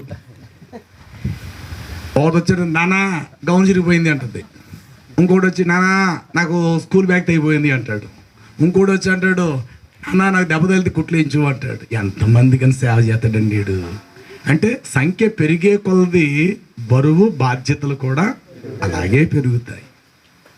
ఇంకా దేవుడు ప్రేమించి నీ సంఘాన్ని కొంచెం చేశాడు కదా, ఆనందంగా సంతోషించు. ఎందుకంటే ఇతరులు లేని భారం దేవుడు నీ మీద పెట్టలేదు. ఒకవేళ నీ సంఘానికి 1,00,000 మంది వచ్చారు అనుకుందాం, దానికి తగ్గట్టు పనిష్మెంట్ కూడా నీకు అలాగే ఉంటుంది. ఎవరిని పట్టించుకుంటావు చెప్పు? ఎవరు కుటుంబానికి వెళ్ళి కుటుంబ ప్రార్థన వాక్యం చెప్తావు చెప్పు. ఎవరు పుట్టినరోజు అంటే వారి ఇంటికి వెళ్ళి కాస్త ప్రార్థన చేయగలుగుతావు చెప్పు. నీకెక్కడ తీరుక? ఎంతమంది ఉన్నారు నీ సంఘానికి? 1,00,000 మంది. పగలేమో లండన్లో ఉంటావు, రాత్రి ఏమో అమెరికాలో ఉంటావు, ఉదయం ఏమో స్విట్జర్లాండ్లో ఉంటావు. నీ ముఖానికి అసలు ఎవరిని పట్టించుకుంటావు నువ్వు? అసలు క్రీస్తు యొక్క సంపూర్ణతలోకి ఎవరు నువ్వు నడిపించగలుగుతున్నావు? ప్రజలు వచ్చేది కూడా వాక్యం వినడానికి రారు. హెలికాప్టర్ నువ్వు అక్కడ దిగుతావు. ఆ గ్రౌండ్లో 2 లక్షల మంది వచ్చేసారు అక్కడ వాక్యం వినడానికి. కానీ వాక్యం కాదు, నిన్ను చూడడానికి వచ్చారంతే. నువ్వు వచ్చే చెప్పేస్తావు అక్కడ కాళ్ళ దగ్గర వేసిన సూటిలా తిప్పేస్తూ, ఈ రాత్రి దేవుడు మిమ్మల్ని ప్రేమించేస్తున్నాడు, ఈ రాత్రి దేవుడు మిమ్మల్ని ఆశీర్వదించేస్తున్నాడు, ఎంతమందికి ఆశీర్వాదాలు కావాలనుకున్నాడో మీరు చేతులు ఎత్తండి అంటాడు ఆ స్పీకర్. అంతే. అందరైతే ఎత్తారు. గ్రౌండ్లో క్లోజ్ అయిపోయింది, వెళ్ళిపోయారు. ఇంత ఏం బోధించాడా బోధకుడు? నీ పాపాన్ని ఖండించాడా? పరిశుద్ధతను నీకు నేర్పించాడా? శ్రమలో నువ్వు ఎలా నిలబడాలని నీకు నేర్పించాడా? కన్నీటి లోయల్లో ప్రయాణం చేసినప్పుడు ఎన్నో బలురక్క చెట్లు ఎదురవుతాయి. ఒక్కొక్క ముళ్ళు నీ పాదాన్ని గుచ్చుకొని ఒక్కొక్క అనుభవంలోకి నీ నటకను మారుస్తుంది. యాకోబు గూటి మీద ఫట్మను కొట్టాడు దేవుడు, అంతే. తన కాలు గూటే వగసెను, వంకరగా నడడం మొదలెట్టాడు. ఆ వంకరి నటక ఏషావు దగ్గర కనికరం పొందటానికి కారణమైంది. 7 సార్లు కింద పడి లేచి నా ప్రభు అన్నాడు యాకోబు. అంటే తమ్ముడే తన అన్నగారిని. అప్పటికి చంపేద్దామని 4 మంది సమూహంతో ఒంటెల మీద వచ్చాడు. యాకోబు ఒక్కడే ఎబ్బోకు రేవు దగ్గర మిగిలిపోయి మిగతా వారిని 3 గుంపులు చేశాడు. ఒక గుంపును చంపినా 2వది ఉంటుంది, 2 గుంపులు చంపినా 3వది ఉంటుంది అన్నట్టుగా గట్టు మీద పెట్టి మహానుభావుడు ఒక్కడే మిగిలిపోయాడు. రాత్రంతా ప్రార్థిస్తే దేవుడు అన్న, ఒరే అబ్బాయి నన్ను వదలరా, నేను వెళ్తాంటే, లేదు నన్ను ఆశీర్వదిస్తేనే కానీ నేను నిన్ను. ఇంతకు ఆశీర్వాదం అంటే ఏంటి? లేనిదేదో కొత్తది రావటమా? 4 మంది పెళ్ళాలు ఉన్నారు, ఒంటికరతో వెళ్ళాడు యోర్దాన్ దాటి ఒంటికరతో. ఎంతమంది ఉన్నారు భార్యలు ఇప్పుడు యోకాబ్కి? 4. పిల్లలు ఎంతమంది వచ్చారు? దాదాపు 10 మంది అప్పుడు పుట్టేశారు. ఆ తర్వాత చివరిలో బెన్యామీను పుట్టాడు, యోసేపు, ఈ యొక్క అసలు రాహేలు పిల్లలు. లేయాకైతే 7 పిల్లలు పుట్టేశారు, 6 కొడుకులు, 1 కూతురు. విస్తారమైన ఒంటెలు, గొర్రెలు, మేకలు, పరివాళ్ళు, అబ్బాబ్బాబ్బా విస్తారమైన మంద. ఇదంతా ఆశీర్వాదకరం కాదా? ఒంటెకర తెలినోడు ఇన్ని తెచ్చుకున్నాడు. మరలా ఆశీర్వాదం నన్ను దీవిస్తేనే కానీ నిన్ను వదలనన్నాడు. చూస్తారు అసలు ఆశీర్వాదం అంటే ఏంటి? ఈనాడు సేవకులు ఏం చెప్తున్నారు? ఆశీర్వాదం అంటే నువ్వు పెద్ద ఇల్లు కట్టుకుంటావు, నీ కొడుకు పెద్ద ఉద్యోగం వచ్చేస్తుంది, పండంటి మొక్క పిల్లడు కానీ ఎత్తావు నువ్వు అనుకుంటున్నారు. ఇవే ఆశీర్వాదాలని. ఆశీర్వాదం అంటే లేనిది నీకు కలిసి రావటం కాదు, నువ్వు కష్టపడింది నిన్ను విడిచిపోకుండా నీతో ఉండటమే గొప్ప ఆశీర్వాదం. చెప్పండి, లేనిదేదో నీకు వద్దుగాక పర్వాలేదు, కానీ నువ్వు కలిగి ఉన్నావు చూసావా, నువ్వు కష్టపడి శ్రమించి కూర్చుకున్నావు చూసావా, అది నిన్ను పోకుండా నీతో పాటు ఉండటమే పెద్ద ఆశీర్వాదం. ఈ రెండిట్లో ఏది మంచిదంటారు? ఉన్నది పోగొట్టుకొని లేనిదేదో కావాలనుకోవటం మంచిదా? లేనిది నాకు వద్దుగాక, నాకు వద్దు, నేను కలిగిన నా బిడ్డలు నాకు చాలు, నేను కలిగిన నా కుటుంబం నాకు చాలు, నన్ను ఈ స్థితిలో ఉంచి నాకు అది చాలు. ఇదే గొప్ప వాక్యం. అంటే అర్థం ఏంటంటే నా సంతానంలో ఒక్కరూ చావటానికి వీలు లేదు ప్రభువా, ఆశీర్వదించంటే బ్రతికించు అని అర్థం. అంటే నీ ఆశీర్వాదం నన్ను బ్రతికిస్తా, నన్ను బ్రతికించు అన్నది. అంతే నాకు ఇంకా వెండి బంగారాలు, ఒక బండెడు వజ్రాలు కావాలి, ఆశీర్వాదకరం కాదు ప్రియులారా. కాబట్టి యాకోబు యొక్క తొడగూటి మీద ఒక్కటి దేవుడు కొట్టేసరికి నరము వంకరాయను. అతడు కుంటుతూ నడవటం వలన ఏషావు దగ్గర కనికరం పొందాడు. కొన్ని సందర్భాల్లో దేవుడు మనల్ని గాయపరిచిన ఆ గాయ వెనకాతలు కూడా చాలా మేలే దేవుడు దాచుంచుతాడు. 1,00,000 మంది సంఘానికి నువ్వేం సమాధానం చెప్తావు చెప్పు? ఎప్పుడు ఒక సరైన వర్తమానం అందించలేడు. ఒక వ్యక్తికి బస్సులో కూర్చున్నప్పుడు సువార్త చెప్పిన అనుభవానికి 100 మంది మధ్యలో నువ్వు ప్రసంగం చేసినా చాలా తేడా ఉంటుంది. ఒక వ్యక్తికి నువ్వు చెప్పినప్పుడు నువ్వు సంపూర్ణంగా నువ్వు చెప్పగలుగుతావు క్రీస్తు యొక్క ఔన్నత్యాన్ని గురించి. అక్కడ కేవలం 45 నిమిషాలు 45 మినిట్స్ సువార్త చెప్పి వెళ్ళిపోవాలంతే. కాబట్టి నీదేదో చిన్న సంఘం అని నిరాశ చెందద్దు. ఆడెవడో కొత్తగా వచ్చాడు, పెద్ద సిలువ పెట్టాడు రోడ్డు మీద, అయ్యి బాబు ఏం జనం వెళ్ళిపోతున్నారని చూసి నువ్వేమీ హృదయంలో బాధపడద్దు. ఎందుకంటే ఆడు కూడా దేవుడికి లెక్క అప్పగించాలా, నువ్వు కూడా లెక్క అప్పగించాలి. ఇంకా దేవుడి నీ దగ్గర జనాన్ని తక్కువ చేసినందుకు నిజంగా దైవజనుడు వాళ్ళతో కమ్మగా సంతోషంగా వాళ్ళతో ప్రయాణం చేయగలుగుతాం. పాస్టర్ గారిని ఇంట్లో మా ఆయనకి బాగోలేదని ఖచ్చితంగా వెళ్ళి ప్రార్థన చేయగలుగుతా. ఇంటికి అయ్యా పాప అనారోగ్యంలో ఉన్నది అయ్యగారంటే గబుక్కుని వెళ్ళి చేయగలుగుతాం. ఇప్పుడు నువ్వు విమానాల మీద తిరిగేవాడు అయిపోతే నేను పిలిస్తే నువ్వు ఎవరింటికి వెళ్తా చెప్పు? ఎవరికి నువ్వు అందుబాటులో ఉన్నావు చెప్పు? ఇలా ఆలోచించుకుంటూ వెళితే ప్రభు అంటాడు, చిన్న మంద భయపడుకొడి, దేవుని రాజ్యము మీకు అనుగ్రహించబడింది. మరలా నేను మొదటికి వస్తున్నా. దేవుని వాక్యము ఎవని యొద్దకు వచ్చునో వారు దైవములు. ఓకే, దేవుని వాక్యం వస్తే ఏం జరుగుతుంది? నెంబర్ 1, అతడు పాపము చేయడు. నా హృదయములో పాపము చేయకుండానట్లు నీ వాక్యమును నా హృదయములో ఉంచుకొని ఉన్నాను. 66 కీర్తన గ్రంథంలో ఒక చక్కటి మాట ఇలా వ్రాయబడి ఉంటుంది. 18వ వచనం, 66 18వ వచనము. నా హృదయములో నేను ఒకవేళ పాపాన్నే గనుక లక్ష్యముస్తే దేవుడు నా మనవి. ఎస్, జాగ్రత్త సుమా, దేవుడు చివరికి మన మనవి విన్నాడు. దేవుని వాక్యం సేవకులుగా మనలో నుండి సమాజానికి వెళ్ళాలి. ప్రతి సేవకుడు శనివారం దేవుని పాదాల దగ్గర కనిపెట్టుకొని రాత్రంతా నీకు దేవుడు ఎంత ఓపిక ఇచ్చాడో ఆ ఓపిక కొలదు. వాక్యాన్ని నువ్వు నింపుకో, హృదయంలో పెట్టుకో, మనసు ఎక్కి పడుకో, తలంచుకో. ఈ వాక్యం మీద నేను ఉదయం ఎలా చెప్పాలి? ఈ వాక్యం ద్వారా నేను ఎలాగ నా సంఘాన్ని పోషించుకోవాలి? ప్రభువా, ఉదయం ఆ బలిపీఠం దగ్గర నేను నిలబడినప్పుడు, ప్రభువా నేను మాట్లాడేటప్పుడు ఈ వాక్యాన్ని నేను ఎలా విడమర్చి చెప్పాలి? నాకు జ్ఞానం వివేకి ఈ ప్రభు అని చెప్పేసి ఒక సేవకుడు ఒక పూటకూళ్ళు వాడు వలే ప్రభు పాదాల దగ్గర సిద్ధపడి నువ్వు భుజించిన ఆ వాక్యం మీద ముందు నువ్వు నెమరు వేసుకో, నీ లోపల తయారు చేసుకో పదార్థాన్ని. ఉదయం అయిన తర్వాత సంభాషణ అనేది ఎక్కువగా ఏది చేయొద్దు. శనివారం రాత్రి మొదలు ఆదివారం ప్రసంగం వరకు సెల్ ఫోన్ ఎప్పుడు కూడా చేత్తో పట్టుకోక, ఏది చూడద్దు, ఏది వినద్దు, ఏ వార్తలు వినద్దు. దేవుడు నీ హృదయంలో ఏది పెట్టాడో దాన్ని నింపుకొని బలిపీఠం యొద్దకు వెళ్ళి పులిపీఠ దగ్గర నువ్వు నిలబడు. నీ సంఘానికి కావాల్సిన సమృద్ధి గల ఆహారాన్ని దేవుడు నీ నోట అందిస్తాడు. ఎప్పుడైనా నువ్వు వాక్యం చెప్పినప్పుడు మొదట నువ్వు తృప్తిపరచబడిన అనుభవం నీకుందా? ఒక సేవకుడిగా అంటే నువ్వు చెప్పిన వాక్యాన్ని బట్టి మొదట నీకు తృప్తి, నేనేదో చెప్పేసాను అన్నట్టు కాదు.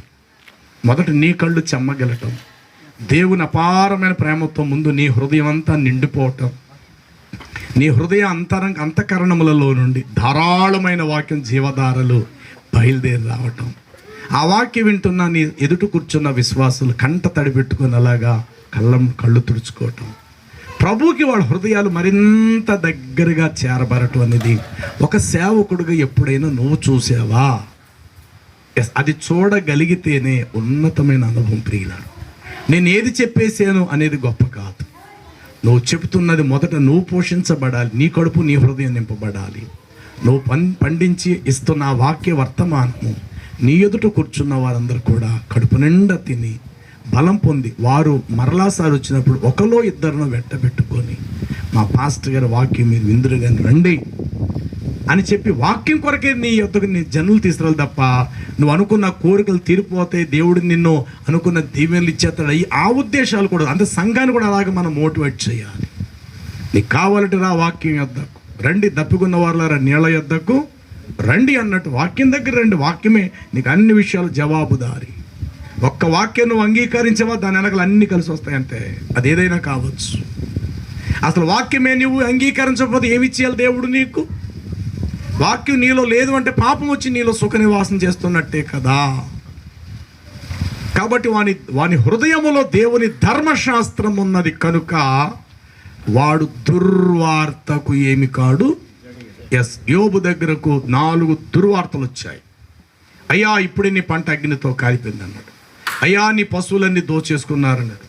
ఇంకోటి అయ్యా ఇప్పుడే నీ పని వాళ్ళందరినీ చంపేసి కొందరిని దోచుకుంటూ వెళ్ళిపోయారు కల్దీలు అంటాడు. ఇంకోటి వచ్చి అంటాడు, ఇదిగో నీ 10 మంది కుమార్తెలు 10 మంది, 3 కుమార్తెలు 7 కొడుకులు ద్రాక్షాపానం అన్నపానాలు భుజిస్తుంటుండగా ఇల్లు నలుమూల గాలి కొట్టి ఆ ఇల్లు యవనుల మీద పడి 10 మంది చచ్చిరి, మిగిలిన నేనొక్కడిని వచ్చి ఈ వార్త నీకు చెప్తున్నాను అన్నాడు. అంటే ఒక్కొక్క వార్త యోబు గుండె హృదయంలోకి వెళ్ళినప్పుడు బడేరు అనిపించేది. నీ పంట అంతా అగ్నితో కాలిపోయింది అన్నాడు. నీ పని వాళ్ళందరూ చచ్చారు, బతికిన వాళ్ళు దోచేసుకున్నారు, నీ పశువులన్నీ చచ్చిపోయి అన్నాడు. ఏమంటే అలాంటి వార్త ఏమైనా చిన్నదా? సరే ఎన్ని పోతే పోనివ్వండి. పిల్లలు ఒకే రోజు 10 మంది కట్టుకుని చచ్చిపోయారు ప్రియులారా. కానీ యోబు అంటాడు, యెహోవా ఇచ్చెను, ఎస్, ఆయన నామానికే మహిమ కలుగునుగా. ఎందుకంటే నా తల్లి కడుపులోంచి వచ్చినప్పుడు కనీసం మొలతాడు నాకు లేదు.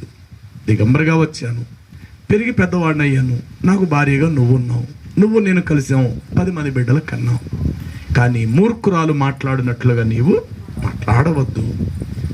అసలు నువ్వెవరు నాకేం చెప్పడానికి? అసలు నేనెవరిని నీతో మాట్లాడడానికి? నీ తల్లి కడుపులోంచి నువ్వు వచ్చు, నా తల్లి కడుపులోంచి నేను వచ్చాను. తగిన సమయంలో దేవుడు మన ఇద్దరికి వివాహం చేశాడు. మన ఇద్దరు దాంపత్య జీవితంలో 10 మంది పిల్లల్ని ఇచ్చారు. వాళ్ళేది మనం కొని తెచ్చుకున్నావా? నువ్వు వచ్చినప్పుడు నీతో పాటు ఒక 2 బిడ్డలు తెచ్చావా? నేను వచ్చినప్పుడు నాతో పాటు 2-3 బిడ్డలు నేను తెచ్చానా? నో, యెహోవా ఇచ్చెను, యెహోవా అనంటూ అంత స్థిర హృదయము గలవాడై నిక్కముగా అలాగే నిలబడ్డానికి ఎన్ని పెను తుఫాన్లు వచ్చినా, ఎన్ని గాలులు వేచినా, ఎంత అలజడి రేగినా యోబు మనసు ఎక్కడ చెక్కు చెదరకుండా అలాగే స్థిరముగా ఉండటానికి కారణం ఏంటో తెలుసా? యోబు హృదయములో దేవుని వాక్యం నివాసం చేస్తుంది. నీ నోట్లో వాక్యం ఉండి ఇతరులకు చెప్పటం ఒక ఎత్తు అయితే, సేవకులంగా మొదట దేవుని వాక్యం మన హృదయంలో ధారాళంగా నివాసం చేయాలి. మన హృదయంలో వాక్యం లేకుంటుండగా ఇతరుల హృదయాల్లోకి వాక్యం పంపించాలనేది అవివేకమే. మొదట ఏదైతే మనం చేయాలనుకుంటున్నావో అది మొదట మనం చేసేవారమై ఉండాలి. అది మన నుండే జీవధారలో ఇతర లోపలకు ప్రవేశించ అనుభవంలోకి రాగలగాలి. కాబట్టి దేవుని వాక్యం ఎవరి యొద్దకు వచ్చినో వాడు దైవమే. ఓకే, ఆ వచ్చిన వాక్యం వాడిని ఏం చేస్తుంది? ధైర్యపరుస్తుంది, సిగ్గుపడనీయదు. అవమానం వచ్చినా నిలబెడతాది. పాపం చేసే పరిస్థితులను పాపం చేయకుండా నడుము కట్టుకుంటాడు. తర్వాత సమస్యలు ఎలాంటి ఎదురైనా, ఆఖరి కుటుంబం అతాకుతాలమైపోయి కూలిపోయినా అతడెక్కడ చెక్కు చెదరడు.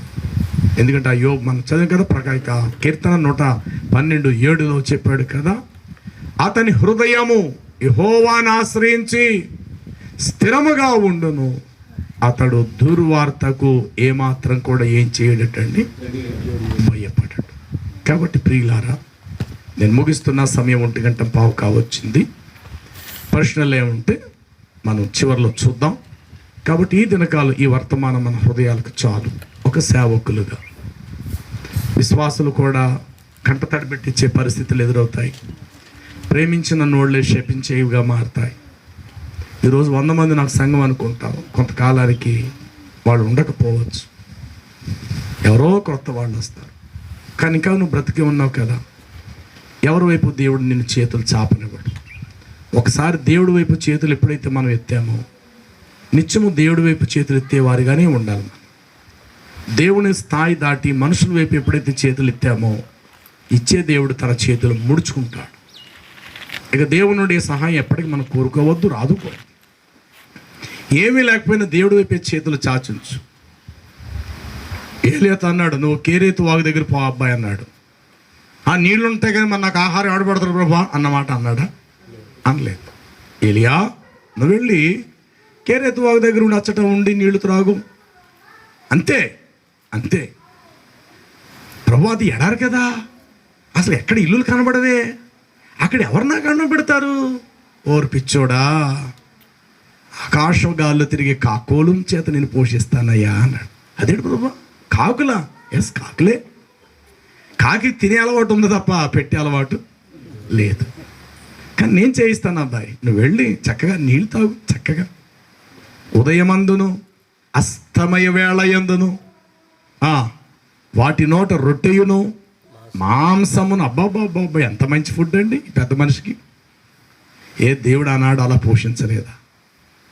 ఐగుప్తులో ఉన్న ఇశ్రాయేలు బయటకు వచ్చిన తర్వాత అసలు ఆకాశంలో ఎవడండి పొయ్యెట్టింది? ఎంత పెద్ద గిన్నె కావాలా మన్నాను ఉండడానికి? లేకపోతే పదార్థం ఎక్కడుందా? పొయ్యి ఎక్కడుందా? గిన్నె కూడా ఇచ్చాడు, ఏ సప్లై కంపెనీ కూడా ఇచ్చాడు. కరెక్ట్ టైం టు టైం వచ్చేసేదట పైనుండి, ఉదయం మధ్యాహ్నం రాత్రి కూడా. 40 సంవత్సరాలు ఒక్క పూట కావడం తక్కువ కాలేదు. ఒకవేళ వర్షం వచ్చినా మన్నా మాత్రం మన్నా పడిపోయేది. అయ్యో వర్షం వచ్చింది వాళ్ళు రాదట. నో, వర్షం పని వర్షందే, మన్నా పని మన్నాది. ఒక్క పూట దేవుడు పస్తుంచలా. ఒక్కడు చెప్పు పాదానికి అరగనీయలేదు, కాళ్ళకు వాపులు రాలా, బట్ట మాయనీయలేదు. ఎంత అద్భుతమైన దేవుడు. అలాంటి దేవుడి చేతుల్లో మనం పడ్డాం. చెప్పాలి, ఎలాంటి దేవుడి చేతుల్లో? నిన్ను చూచే దేవుడు, అన్ని విధాలుగా నిన్ను అర్థం చేసుకోగలిగే దేవుడు. నువ్వేదో చెవిటోడు శంఖం ఊదినట్లు ఊదక్కర్లేదు గాక. ఎప్పుడైనా దేవుని అసలు ప్రార్థించండి. ఒక విషయాన్ని దేవుడి దగ్గర అర్పించినప్పుడు ఒకసారి ప్రార్థించి మాటి మాటికి దేవుని శోధించు, స్తుతులు చెల్లించు. తండ్రి, నీ దాసుడిని ఇంకా నన్ను నిలబెట్టావు, నా కుటుంబాన్ని ఇంకా పోషిస్తున్నావు, నీ కృతజ్ఞుడను ప్రభువా. నా ముందు ఉంచబడిన పనిలో నమ్మకంగా చేయటానికి నాకు సహాయం చేయ ప్రభు అని అంటూనే ఆ పని కోసం నువ్వు వెళ్ళిపో. మా పెద్ద అబ్బాయి కోసం ప్రార్థనలో పెట్టాను కదా ప్రభువా, నువ్వేం చేసావు నాయనా? మా చిన్న బాబు కోసం పోయిన సంవత్సరం నుంచి ప్రార్థన చేస్తున్నాం కదా ప్రభువా, ఏం చేసావు? మాటి మాటికి ఎత్తద్దు. ఒకసారి చెప్పావు కదా, నీ కొడుకు కోసం, నీ కూతురు కోసం, నీ భార్య అనారోగ్యం కోసం, లేక ఇల్లు కట్టుకోవాలన్న దానికోసం, లేక మందిరం పడగొట్టి మందిరం కట్టాలన్న దానికోసం ఒకసారి చెప్పావు కదా. ఆ మాట నువ్వు దేవుడు చెప్పి 2 నెలలు ఉంటుందేమో కదా, పోనీ 3 నెలలు ఉంటుంది కదా, పోనీ 6 నెలలు ఉంటుంది, పోనీ సంవత్సరం ఉంటుంది కదా, ఇంకెందుకు నువ్వు చెప్పటం? దాన్ని వదిలేయి. ఒక్కసారి మాత్రం ఏదైనా చెప్పు స్టార్టింగ్లో, ప్రభువా ఇదిగో నా కూతురు వివాహానికి సిద్ధంగా ఉంది, ఎవరిని సమకూరుస్తావో నీ దాసుడు నీ చేతులకి అప్పగించుకుంటున్న ప్రార్థన విను, అవమానము కలగకుండా నీ దాసుని కుటుంబానికి ఘనత కలుగునట్లుగా నీ కార్యం చేయ ప్రభు అని చెప్పి వదిలే. అది ఏ రూపంలో కార్యరూపం దాలుస్తుంది అనేది నువ్వు చూడవచ్చు. అంతే తప్ప కలవర పడిపోవటం అనేది అస్సలు దేవుడికి నచ్చని విషయం. ఈ కలవరం అనేది, కృంగుబాటు అనేది, బెడదనేది, బెంగ అనేది, అవుద్దా లేదనేది అన్నీ కూడా అపవాదికి సంబంధించిన ఆయుధాలు. గుండె ధైర్యంతో ఒకసారి చెప్పే ఒక విషయం, రెండోసారి చెప్పక, కానీ కృతజ్ఞతలు చెల్లించు. ఇంకా నన్ను ఉంచే ప్రభు, నీకు వందనాలు. నేనేం చేయాలో ఈ దినము నాకు ఆ పని అప్పగించు ప్రభు. నమ్మకంగా ఈరోజు అంతటా ఎక్కడ నేను పాపం చేయకుండానట్లుగా, నా ద్వారా నీ నామాన్ని అవమానం కలుపుకున్నట్లు, నా చూపు ద్వారా, నా నడవడిక ద్వారా ప్రభు ఈ దినమంతా కూడా నీ సహాయం నాకు చేయ ప్రభు అని చెప్పి ఆ విధంగా ప్రభు దగ్గర స్తుతులు చెల్లించి నీ కుటుంబాన్ని దేవుడి పాదాల దగ్గర ప్రతిరోజు పెట్టు. ఒక విషయం ఎప్పుడైనా దేవుడిని అడగాలంటే అప్పుడు చెప్పు, మళ్ళీ మాటి చెప్పొద్దు దయచేసి. దాన్ని విడిచిపెట్టే. ఎందుకంటే దేవుడు అర్థం చేసుకునేవాడు తప్ప అపార్థం చేసుకున్నవాడు కాడు. ఇవాళ చెప్పితే మర్చిపోయినట్లుగా అంత సులభంగా మర్చిపోయే దేవుడు కాడు. దేవుని యొక్క మాట ఎంత గొప్పది చూడండి. ఆ మాట చెప్పి ముగించుకుందాం. 105 కీర్తన అనుకుంటా. ఈ మాట ఎంత అద్భుతంగా ఉంటుంది అంటే 8వ వచనం, 8వ వచనము, తాను సెలవిచ్చిన మాటను 1000 తరాల వరకు అబ్రహాముతో తాను చేసిన నిబంధనను ఇస్సాకుతో తాను చేసిన ప్రమాణమును నిత్యము ఆయన జ్ఞాపకము చేసుకొనెను. అబ్బాబాబా, ఈ రోజు చెప్పి వదిలే. అది నువ్వు బ్రతికుండాలే కానీ 1000 సంవత్సరాల తర్వాత కూడా దేవుడు జ్ఞాపకం చేసుకునేవాడు అనేటంటే. ఏదో ఉదయం చెప్పి మళ్ళీ రాత్రి స్టార్ట్ చేస్తారు కూడా ప్రార్థన. ప్రభా నేను చెప్పాను కదా ప్రభా, ఏం చేసావు ప్రభా అంటాడు.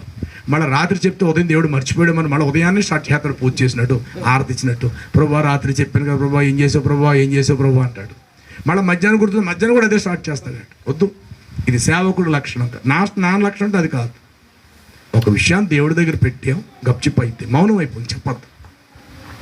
అది ఎప్పుడు మొలకెత్తుతుందో మొలకెత్తుతుంది. దేవుడు అంటే కదా, అనుకూల సమయం మందు నీ మొర ఆలకించే రక్షణ దినమందు నేను నిన్ను ఆదుకుంటాను.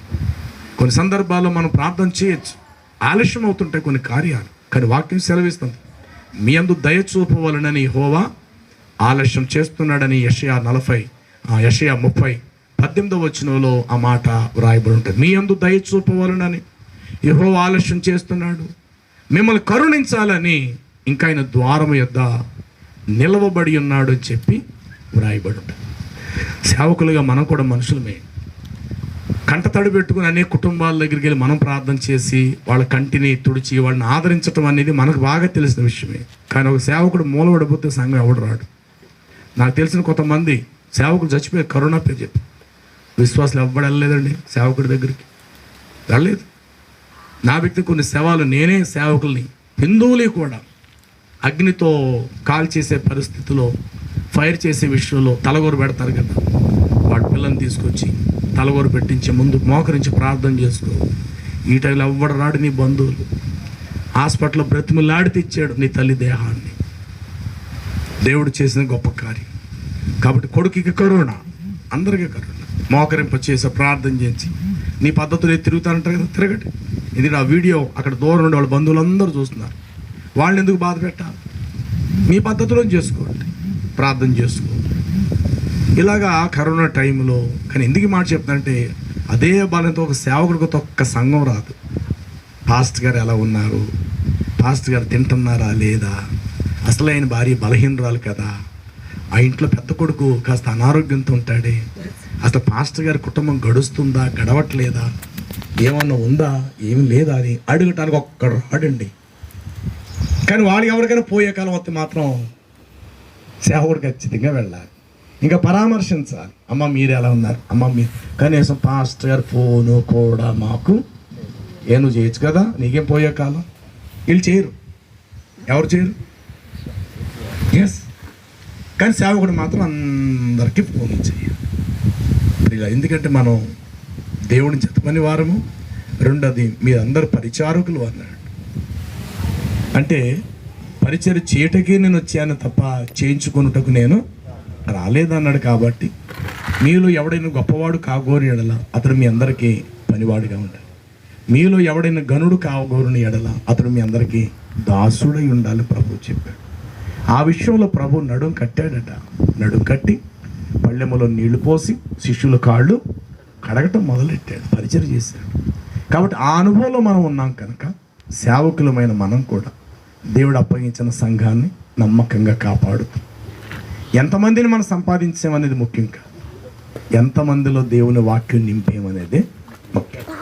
మా సంఘానికి 10,000 మంది వస్తారనేది గొప్ప కాదు. ఈనాడు సంఘాలు మనుషులు నింపుతున్నారు, కానీ మనుషుల యొక్క మనస్సుల్లో దేవుని వాక్యాన్ని నింపట్లేదు. ఇంకెందుకు అది? తిరుపతికి వెళ్ళట్లేదా జనాభా? బ్రదర్ చెప్పాలి, తిరుపతికి వెళ్తున్నారా ఎంకన్నా పూజించడానికి?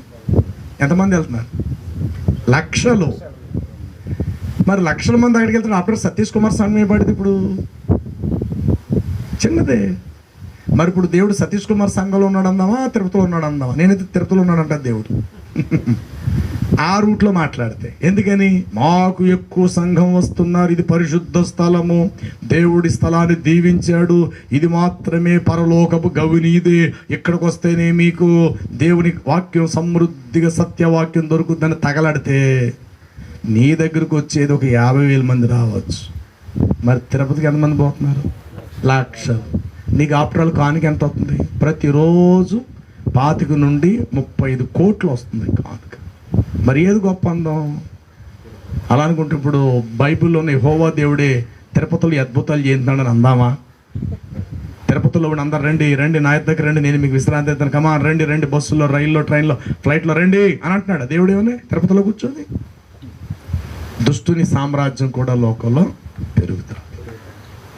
గోధుమలు గురుగులు కలిసే పెరుగుతాయి, కానీ దేనికి శ్రేష్టమైన జీవం అందుతుందో అది మాత్రమే దేవుడు కోసేటప్పుడు ఆయన చేతిలో నిలుస్తుంది. కాబట్టి దయచేసి సేవకులమైన మనము రెండింత వాటికి శిక్షకు పాత్రలు కాకుండానట్లు ఏది మనం బోధిస్తున్నామో దానినే మొదట మనం అనుసరించేవారుగా, సంఘానికి ప్రతిదిగా బోధించేవారుగా మనం ఉండాలి. ఎందుకంటే మన కన్నులు 100 మందిని చూడవచ్చు, కానీ సమాజంలో ఉన్న 1000 కొలది కన్నులు అనుదినము మనం చూస్తాయి, ఎప్పుడు కూడా చూస్తాయి. ఏంటి పాస్టర్ గారు కారు కొనుక్కున్నాడా? ఏంటి పాస్టమ్మ గారు పెద్ద చీర కట్టింది, అయ్యి బాబోయ్. వాళ్ళు కట్టుకోవచ్చు, వాళ్ళు కారుల్లో వెళ్ళచ్చు, ఎవరు వెళ్ళకూడదు? వాళ్ళ పిల్లలు మాత్రం పెద్ద చదువులు చదవచ్చు. అమ్మగారు మా కోసం బాగా ప్రార్థన చేయండి, మా బాబుని లండన్ పంపిస్తున్నా. మరి మా పిల్లలు మాత్రం ఏ బోర్డు స్కూల్ అది వాటిలో చదివిస్తున్నా, కనీసం పట్టించుకోరు. ఒకవేళ మన పిల్లోడు కనుక లండన్ వెళ్తాడు, ఏంటి పాస్టర్ గారు అబ్బాయి అమెరికా వెళ్తున్నాడా, ఎక్కడి నుంచి వచ్చిందబ్బా పాస్టర్ గారికి అంటే? ఇన్ని రకాల ముండ్ల తుప్పల్లో సేవకుడు కుటుంబం సాగుతుంటుంది. ప్రియుల మనుషులను చూస్తే నువ్వు ఎప్పుడు కూడా నష్టపోతావు, అది నువ్వైనా నేనైనా. నీకు పని అప్పగించిన దేవుడి వైపు చూస్తే ఆనందంగా సాగిపో, అంతే కదా. పప్పును పప్పుగా ఉంచితే అది ఒక బద్దగానే ఉంటుంది. రోల్లో రుబ్బురోలు వేసి దంచి చేసినప్పుడు అది ఉరుమయ్యి ఆ పప్పు యొక్క ముద్ద ఎంత అవుతుంది అన్నమాట. ప్రభు అంటాడు కదా, పరలోక రాజ్యం ఒక స్త్రీ పిసికిన పిండి ముద్దను పోలి అన్న. కాబట్టి సమాజాన్ని చూస్తే మనం సేవ చేయలేం. సేవను అప్పగించిన దేవుని వైపే చూద్దాం. రాళ్లతో కొడుతున్న మనుషులను చూడలేదు స్టెఫను. తన కొరకు రాళ్ల దెబ్బలు తిన్న ప్రభుని చూశాడు. ఆ స్థితిలో తన రక్తం వైపు తను చూసుకోలేదు స్టెఫను. అలాగైతే ఒక్క దెబ్బ కూడా పడనిచ్చేవాడు కాదు. తన రక్తం వైపు తాను చూసుకోలేదు, కానీ తన కొరకు నిలువెత్తు రక్తం కార్చిన ప్రభుని చూశాడు. తనను దూషించిన నోళ్ళ వైపు తాను చూడలేదు. తన కొరకు దూషించబడిన ప్రభుని చూడగలిగాడు స్టెఫను ఆ పరిస్థితి. అలాంటి స్టెఫన్ ఇప్పుడు దేవుని రాజ్యానికి వెళుతున్నాడన్న సంగతి తెలిసి కూర్చున్న ప్రభువట నిలిచి అన్నమాట మనం చూస్తాం. పరలోకమందు ప్రభువు ఆకాశము తెరవబడుటయో, దేవుని కుమారుడు నిలిచి ఉండుటయో నేను చూచుచున్నాను. ఆహా అంటే స్వాగతం పలుకుతున్నాడట, నా కుమారుడు అనురాలి అంటే. అంతటి ఘనకీర్తి సుకీర్తి అంత వైభవం స్టెఫనుకి ఎప్పుడు కలిగిందంటే, తనను తాను చూసుకోలేదు, కానీ ఆ స్థితిలో కూడా తాను ఎవరిని చూశాడంటే ప్రభుని చూశాడు. సేవకులమైన మనం కూడా ప్రభుని చూసినప్పుడే మనం ముందుకు సాగగలుగుతాం. మనల్ని మనం చూసుకున్నా అది మోసమే, లోకాన్ని మనం చూసినా మరీ మోసమే. విశ్వాసమున కర్త దానిని కొనసాగించువాడైన యేసు ప్రభు వారిపై మన ఎదుట ఉంచబడిన పందెములు ఆయనను చూచుచు ఓపికతో గురి యొద్దకు మనము ముందుకు సాగుదాం. ప్రార్థన చేసుకుందాం. ప్రార్థన చేద్దాం. విన్న వాక్యము సేవకులమైన మన హృదయాల్లో ఫలించాలని ఒక్క సేవకులు ఎవరైనా చిన్న ప్రార్థన చేయండి, మనం ముగించేసుకుందాం.